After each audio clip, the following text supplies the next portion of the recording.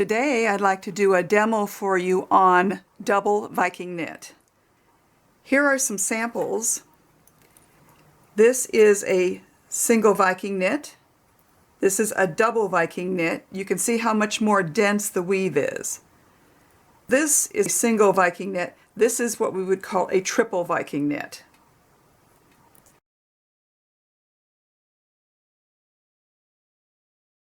This is the 1/2 inch Lazee Daizee Viking knit tool. It's a 1/2 inch diameter. It has a removable head for weaving. There are 12 loops on this head, but you only need to work with 3, or you can work all the way up to 12. For the demonstration today, I'm going to be using 4 so that you can more easily see the weaving pattern. We also have anchor holes on the Lazee Daizee tool. These anchor holes go from top to bottom. There are 2 on the 1/2 inch Lazee Daizee tool. And you insert wire to begin your weave here. And when you're going to add wire, you do it through the anchor hole as well. To begin doing a double Viking knit weave, you need to have a single Viking knit base. So I'm going to do one more row so that you can see how I'm doing the single Viking knit. I'm going underneath the wires where they cross, and I'm going underneath that loop. I'm not going into the loop, I'm going under the loop.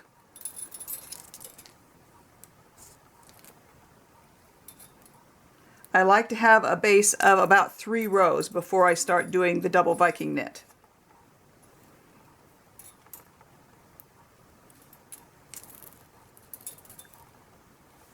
I'd also like to point out the 3 parts of the Viking knit weave itself, because this becomes very important when you are doing a double or a triple Viking knit.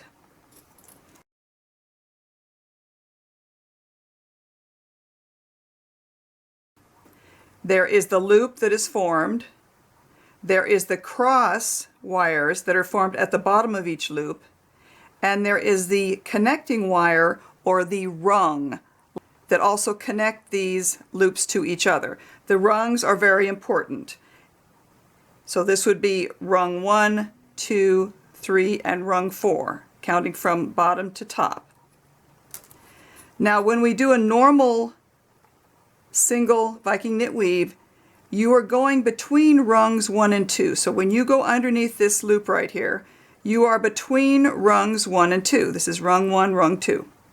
When you do double Viking knit, you're actually going to go up 1 row. So you're going to be going underneath the second loop. But as you work on doing double loops, the loop area will become very dense, and it may be hard for you to see where the loops are. But if you can locate where the rungs are, then you will always be in the correct position.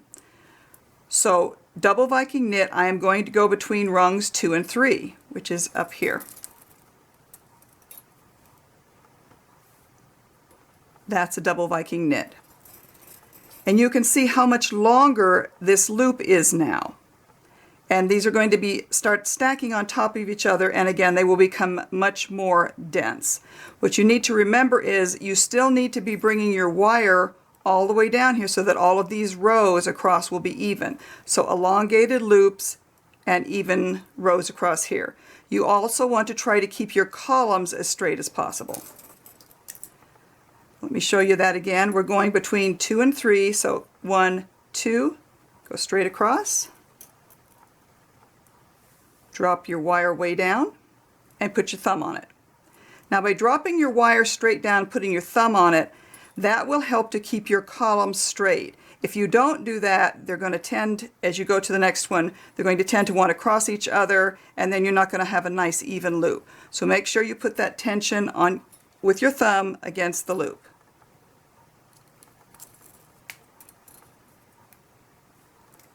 Okay, we'll do it a couple more times so you can see what I'm doing. Between 2 and 3, pulling across, dropping down, put my thumb on it.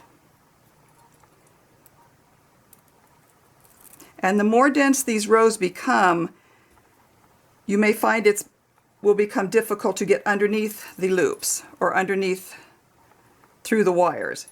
So you might need to use an awl or a pin tool that will help you lift underneath the wires if they get too tight.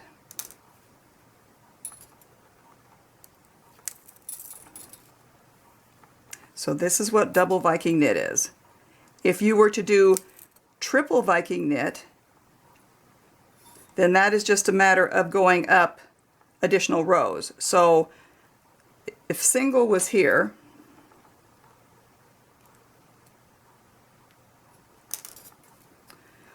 so your single Viking knit was here between rungs 1 and 2, your double is between 2 and 3, your triple will be between 3 and 4. And you would have a very elongated loop, and I'll show you some examples of that later. You could conceivably come up as far as you want to make elongated loops. But for now, we'll just stick with the double. I normally work with about 48 inches of wire, and then I will show you how to add additional wire. So this is our double Viking knit, and by contrast you can see this is what a single Viking knit would look like. So you can see how much more dense those rows are becoming.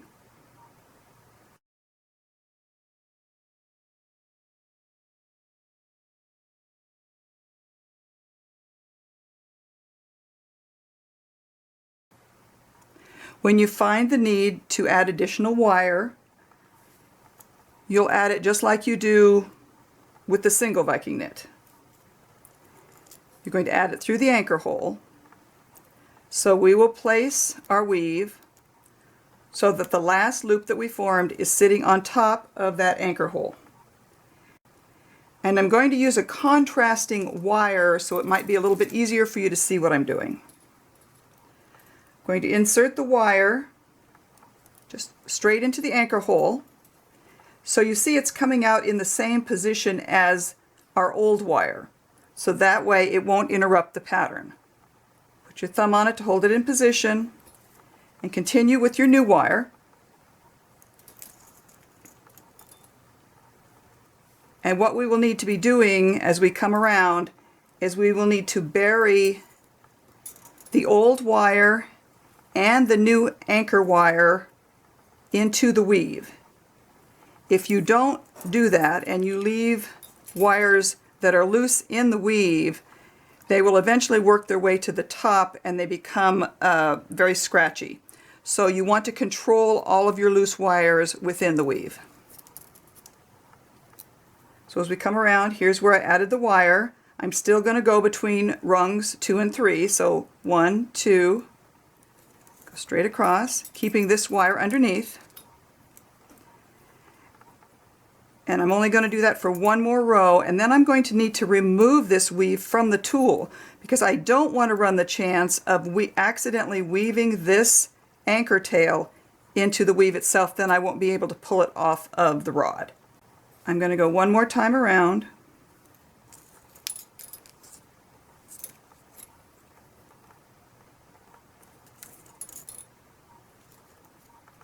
So this is the old tail, and this is the anchor tail on this side over here.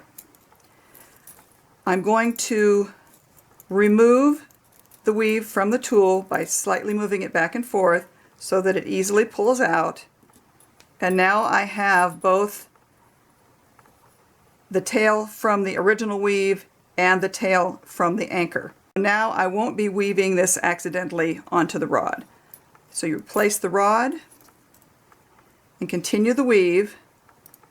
But what I'm doing is I'm going to be pulling this up slightly away from the rod itself. Because what I want to do is when I go underneath these loops, I also want to go under both of these wires, which will in turn weave them on the inner side of the Viking knit weave. So if I lift it up slightly, I'm going to still go up 1, 2. I'm going underneath both wires and pull around. So I'm going to do that a couple of times, and then I'll pull it off so that you can see internally what it looks like.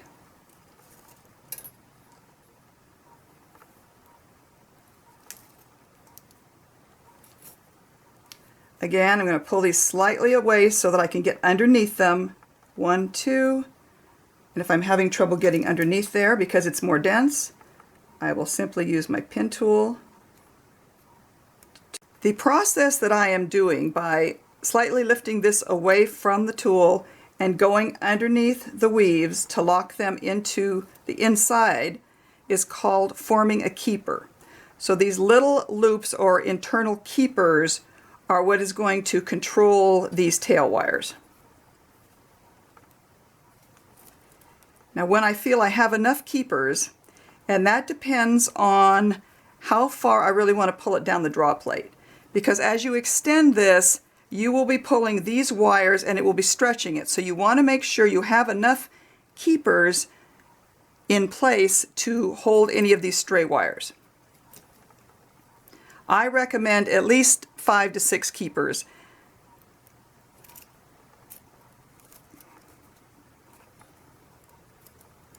Slightly away, up 2.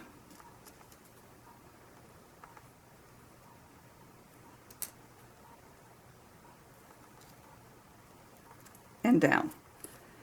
Now I'm going to pull this off, and you can perhaps see that these are now attached inside. This loop has gone, it's basically going around inside like this, and it's holding this into the weave. When I feel I have enough keepers on there, I will go ahead and clip my tail wires, and I can still leave a 1/4 inch of wire there because I know in the drawing process it will be pulled up into the weave itself and these will be connected.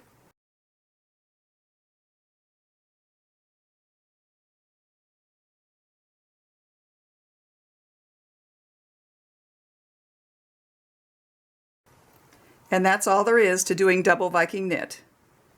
I hope you've enjoyed the video and will join me again next time on Alive at Eddyville with Stephanie Eddy.